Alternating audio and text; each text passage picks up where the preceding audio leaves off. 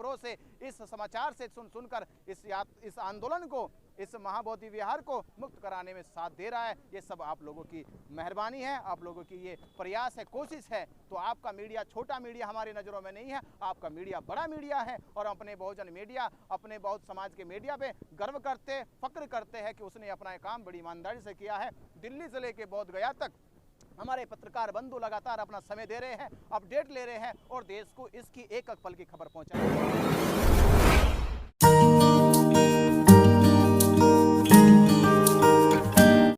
कैसे देख रहे हैं इतनी अच्छी जगह पर अपने बुद्ध विहार के बाद बाहर आप लोग बैठे हुए थे, लेकिन उठा दिया गया।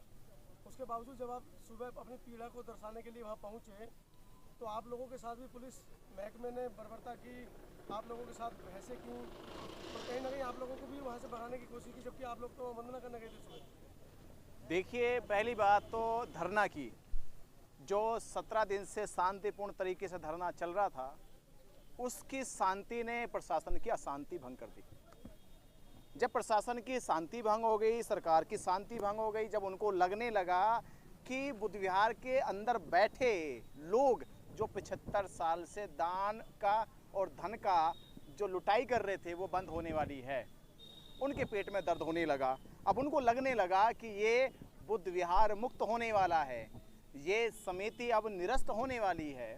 तो उनको लगा कि ये धरना यहाँ से किसी भी कारण, किसी भी प्रकार से यहाँ से उखाड़ दिया जाए, यहाँ से निकाल दिया जाए। तो प्रशासन उस दिन रात को 1 बजे पहुँचा और 1 बजे रात्रि में बौद्ध भिक्षुओं को जो लगातार अनशन पे बैठे हुए थे, भूख हड़ताल पर बैठे हुए थे, उनको मेडिकल चेकअप के बहाने उन्हें हॉस्पिटल में जाकर बंद कर दिया गया। वो पूरी रात पूरा दिन वहीं हॉस्पिटल में रहे, चौराहे पर रहे। ना उनके खाने की सुविधा, ना उनके पीने की सुविधा, ना उनके बैठने की सुविधा, ना उनके सम्मान की सुविधा। जिस तरह से प्रशासन ने, बिहार सरकार ने भिक्षुओं के साथ बर्बरता की है, उन भिक्षुओं के साथ जिन भिक्षुओं के सामने पूरा दुनिया नतमस्तक होता है, इवन यहाँ तक प्रधानमंत्री जब हमारे देश के बाहर जाते हैं या कोई भी हमारे देश का मुख्यमंत्री बाहर जाता है तो वो देखते हैं कि किस तरह से वहाँ के राष्ट्रपिता, वहाँ के राष्ट्रीय प्रेसिडेंट कैसे भिक्षुओं का सम्मान करते हैं और यहाँ भिक्षुओं को रात के अंधेरे में खदेड़ दिया जाता है। खुद 14 अप्रैल और 6 दिसंबर को आदरणीय प्रधानमंत्री, राष्ट्रपति संसद भवन के अंदर खुद बौद्ध भिक्षुओं को अपने हाथ से फल की टोकरी सम्मानपूर्वक देते हैं। बिल्कुल, ये चीवर जो है, ये चीवर वो प्रतीक है जिसने इस देश की आन बान शान को बनाया है। इस चीवर ने भारत में अध्यात्म जगाया है, इस चीवर ने भारत को एक धार्मिक देश बनाया है। इस चीवर के नाते ही आज भारत को लाइटों पे इसे जब कहा गया, जब यहाँ पे एक सर्वे हुआ कि भारत में राम है, कृष्ण है, दुनिया में मोहम्मद है, यीशु है, पर लाइटोपेशिया नहीं है। लाइटोपेशिया बुद्ध है। और बुद्ध के संग के साथ जिस प्रकार से रात के अंधेरे में सरकार की पुलिस ने बर्बरता की है, वो देख रही है पूरी दुनिया। वो देख रही है किस प्रकार से इस चीवरधारियों को, इस चीवर पहने उन भिक्षु संघ को साथ इन्होंने जो बर्बरता की है, अभद्रता का व्यवहार किया है, इसका अंजाम बिहार सरकार भुगतेगी। और दूसरी बात मैं ये कहना चाहूँगा कि आपने कहा वहाँ से आंदोलन को खदेड़ दिया गया, मैं ये कहूँगा कि वहाँ 100 लोगों की बैठने की कैपेसिटी थी। हम एक सकारात्मक और जा रहे हैं कि वहाँ 100 लोगों की बैठने की कैपेसिटी थी। आज हम जहाँ बैठे हैं यहाँ 1000 लोग बैठेंगे, 10,000 लोग बैठेंगे।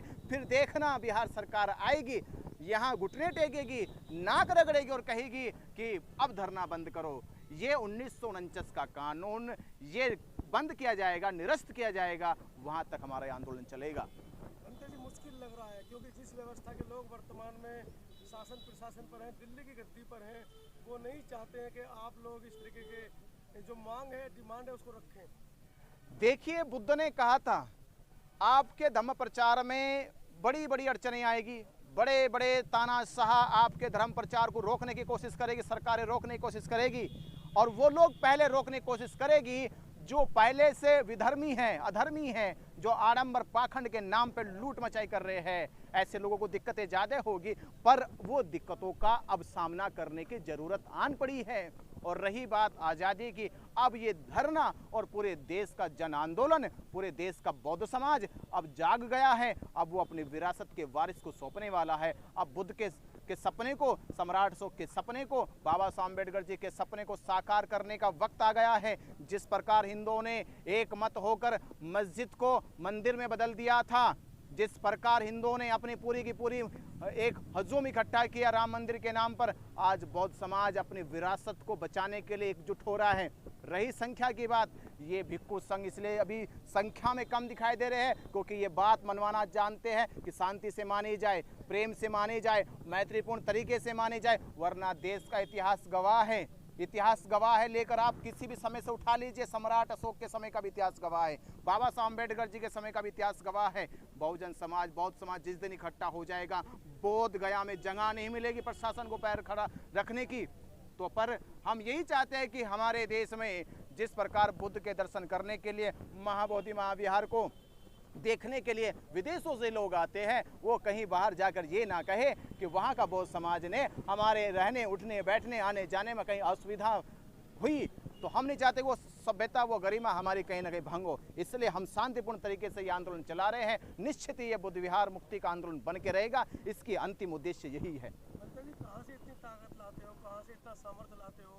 विश्व का सबसे बड़ा संगठन आरएसएस, विश्व की आज की सबसे बड़ी पार्टी बीजेपी, विश्व के आज के सबसे बड़े प्रधानमंत्री जिनका डंका पूरे विश्व में बज रहा है मोदी जी, उनके सामने आप टक्कर लेने चले हैं। बुद्ध जब चले थे वो भी अकेले थे, बुद्ध जब चले वो भी अकेले थे। पूरी वर्ण व्यवस्था, पूरा जातिवाद, पूरा पाखंडवाद उनके खिलाफ था, पर बुद्ध अपने निरंतर कदमों से चलते रहे और मात्र 45 साल में देश नहीं पूरी दुनिया से पाखंड को उखाड़ के फेंक दिया था। वो उन्हीं के मार्ग पे चलने वाला भिक्षु संघ बैठा है, इसने चलना शुरू कर दिया है। चलते चलते अभी मात्र 18 दिन हुए, 18 दिन में सरकार और प्रशासन के पैर उखड़ने लगे हैं, उनको स्थान बदलने पड़ने लगे। अब उनको लगने लगा कि आंदोलन बड़ा होता जा रहा है। तो आप ताकत कम ना समझे, आप ताकत कम ना समझे, ताकत बहुत बड़ी हो चुकी है। आप सोशल मीडिया पे देखिए, बस एक ही आवाज है अब, महाबोधि महाविहार मुक्त होना चाहिए, ब्राह्मण मुक्त महाविहार होना चाहिए। पूरा समाज सपोर्ट कर रहा है, पूरी दुनिया सपोर्ट कर रही है। आप कह रहे आरएसएस और भाजपा या हिंदुत्व के जितने भी ऐसे अला संगठन हैं, उनको भी मानना पड़ेगा कि भारत की ताकत बौद्ध भिक्षुओं से, बौद्ध धर्म से है। अन्यथा योगी जो कह रहे थे कि जब तक भारत रहेगा तब तक बुद्ध रहेंगे, उनको भी मालूम हो गया कि ताकत क्या है बुद्ध की, उनको भी मालूम हो गया कि भारत की पहचान बुद्ध से है। तो ऐसा तो कदापि ना सोचे वो लोग कि ये बुद्ध विहार बौद्धों को नहीं मिलेगा, अब जरूर मिलेगा। अंते जी 1925 से 100 साल लगे उनको मेहनत करते करते, घर घर में हमारे वो घुस गए। बड़ी मुश्किल है डगर पनघट की, लेकिन क्या आप सोचते हैं कि अपने घर घर में जो ब्राह्मणवाद उन्होंने पोषित किया है उसको आप निकाल पाने में कामयाब हो पाएंगे? बिल्कुल होंगे। एक कहावत है कि 12 साल के बाद कूड़ी, जो कूड़े का ढेर होता है उसका भी अच्छे दिन आ जाते हैं, उसके भी अच्छे दिन आते हैं। और जो बिल में घुसा बैठा है वो भी निकाल दे जाएंगे। घर की एक दिन तो सफाई होती है, कब तक जाले लगे रहेंगे, कब तक कूड़ा इकट्ठा रहेगा, एक दिन तो फेंका जाएगा। तो वो वक्त आ गया कि 75 साल तक जो वो जाले लगे हुए थे, जो वो मलाई खा रहे थे, अब उनका वो जाला साफ होगा, अब वो मलाई बंद हो जाएगी। ऐसा नहीं कि जो 75 साल पहले की परिस्थिति थी वो अब है ऐसी, अब परिस्थिति बदल चुकी है। और आपने देख लिया कि देश में बौद्धों ने कितने बड़े बड़े आंदोलन करे, उसी आंदोलन का परिणाम अब ये बनने वाला है। परिस्थितियां बदल गई है, 75 साल तक उन्होंने राज किया, पर अब 75 साल के बाद वो टिकने वाले नहीं हैं और रुकने वाले नहीं हैं। हम लोग अब उनको खदेड़ के ही रहेंगे। बहुत बड़ी बड़ी जेल बना दी बनते जी आप लोगों के लिए। जेल बनाओ, तहखाने बनाओ, बड़े बड़े चाहे अधिकारी लगाओ, पर इस चीवरधारी के सामने जिसने पूरा जीवन समर्पण कर दिया है, जिसने अपना पूरा घर बार छोड़ दिया, जिसने सुख सुविधाएं छोड़ दी है, उसके सामने ये जेलें, ये तहखाने, ये प्रशासन, ये सरकार टिकने वाली नहीं है। कुछ नहीं कर पाएंगे बनते जी। आप देखिए मीडिया, आप भी मीडिया है, अखबार आपके पास नहीं है, व्यवस्था आपके पास नहीं है, कैसे अपनी बात को जन तक? मैं आपके चैनल से पहुंचा रहा हूं, आपके चैनल से लोग देख ले, इसी चैनल से समझ आए, इसी चैनल को लोग दूर दूर तक पहुंचा दे। एक चैनल, बाबा साहब अम्बेडकर कहते थे हाथ हथियार चलाने के लिए 100 चाहिए, कलम चलाने के लिए 1 चाहिए। अगर हथियार की बात आए तो 100 हथियार चलाने वालों के सामने भी 1 कलम चलाने वाला विजयी हो जाता है। वही काम पत्रकार का है। जुबान चलाने वाले 100 हो जाए और पत्रकार अपना कैमरा चलाने वाला एक हो जाए, उसकी आवाज़ बुलंद हो जाएगी। तो ज़रूरत आप जैसे पत्रकारों के समाज को है कि आप लोगों ने बहुजन समाज की, बौद्ध समाज की और ये महाबोधि महाविहार की जो न्यूज़ बनाई गई है, जो खबर बना रहे हैं, देश में पहुंचा रहे हैं, और देश आपकी इन खबरों से, इस समाचार से सुनकर इस आंदोलन को, इस महाबोधि विहार को मुक्त कराने में साथ दे रहा है। ये सब आप लोगों की मेहरबानी है, आप लोगों की ये प्रयास है, कोशिश है। तो आपका मीडिया छोटा मीडिया हमारी नज़रों में नहीं है, आपका मीडिया बड़ा मीडिया है, और अपने बहुजन मीडिया, अपने बौद्ध समाज के मीडिया पे गर्व करते, फक्र करते हैं कि उसने अपना काम बड़ी ईमानदारी से किया है। दिल्ली से लेके बोध गया तक हमारे पत्रकार बंधु लगातार अपना समय दे रहे हैं, अपडेट ले रहे हैं और देश को इसकी एक एक पल की खबर पहुंचा रहे हैं। तो हमें गर्व है, फक्र है कि आप लोग जो काम कर रहे हैं, इसी काम से ये हमारा महाबोधि महाविहार मुक्त होगा। आप विश्वास रखिए जरूर। चलते चलते देश के बौद्ध समाज के लोगों से, बहुजन मूल निवासी लोगों से क्या अपील करना चाहते हैं? मेरा बस यही अपील है, मैं एक भविष्यवाणी कर रहा हूँ। बस बहुत भिक्षु भविष्यवाणी नहीं करते, पर मैं एक भविष्यवाणी करके जा रहा हूँ कि आने वाली वैशाख पूर्णिमा पर, बुद्ध पूर्णिमा के दिवस पर पूरे दुनिया से लोग इकट्ठा हो रहे हैं, लाखों की संख्या में लोग इकट्ठा हो रहे हैं। और जल्द हम भी दिल्ली से बोध गया की आंदोलन पे बैठे भिक्षु संघ को समर्थन देने के लिए दिल्ली से बोध गया की यात्रा कर रहे हैं। और यही आह्वान है कि बुद्ध पूर्णिमा तक पूरे देश के राज्यों से, शहरों से लोग अपनी यात्राएं निकालें, अपना जन समर्थन महाबोधि महाविहार को देने के लिए पहुंच जाए। यही मेरा बस आह्वान है, यही मेरा लोगों से निवेदन है।